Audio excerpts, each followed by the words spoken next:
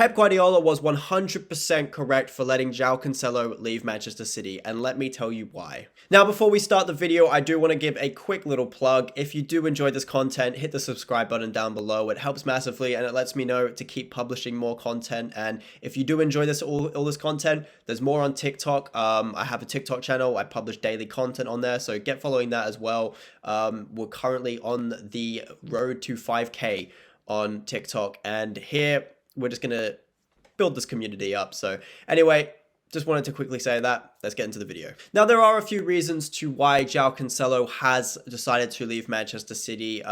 There's been rumors of him falling out with Pep Guardiola. There's been rumors that he's not been very happy with his game time. And I think it's a combination between all of them. From all of the sources that I've read, it seems quite linear with what everyone's kind of talking about. It seems to be about the game time. Now, the big question here is does Cancelo deserve the game time for what he has done for Manchester City, or was he right to be substituted and benched? So this all started apparently in the Chelsea game away at Stamford Bridge, where Joao Cancelo was substituted at halftime, and it did not go down well at all with Cancelo himself. Apparently, the other players in the Manchester City dressing room had to calm him down at halftime. Apparently, he was absolutely furious with the decision. Then, in Manchester City's game against Wolverhampton, he was left on the bench at home, and again, apparently he was furious. And it is reported that he came off the bus, the team bus, with the rest of the players and went straight to the dugout by himself and sat there. And it also is reported that Pep Guardiola began to become frustrated because he was noticing that Joao Cancelo was not listening in the team briefings and he was not paying attention. And that is a big issue for Pep Guardiola because he is very, very particular with what he wants his players to do. Then apparently Pep Guardiola and his staff just had enough with Joao Cancelo's antics and thought it's probably better if we move him out of the club in January because it's just going to cause a problem down the line. So based off the information that we do know, in my opinion, I think Pep Guardiola is completely correct to do what he's done. You've got to remember, Pep Guardiola is the figurehead of the club. He makes all the decisions. And when you look at Manchester City squad, it's a very, very big squad full of very talented players. And Joao Cancelo particularly was not playing well himself. You look at the first part of the season, I thought he did all right in the first part of the season. I don't think he was at the level he used to be in previous seasons. I thought there was a little bit of a drop off. I noticed some defensive actions and he wasn't as... He didn't have the same ability going forward. I just don't think he brought enough to City's attacks when he was going forward. But he still was decent. And he didn't have a good World Cup. And when he came back from that World Cup, he was, to be honest, shocking for City. And when you do play at that level for Manchester City, you can expect to be dropped. And just like everyone else at Manchester City, there is a player waiting in your position, ready to go. And this, in this instance, was Rico Lewis.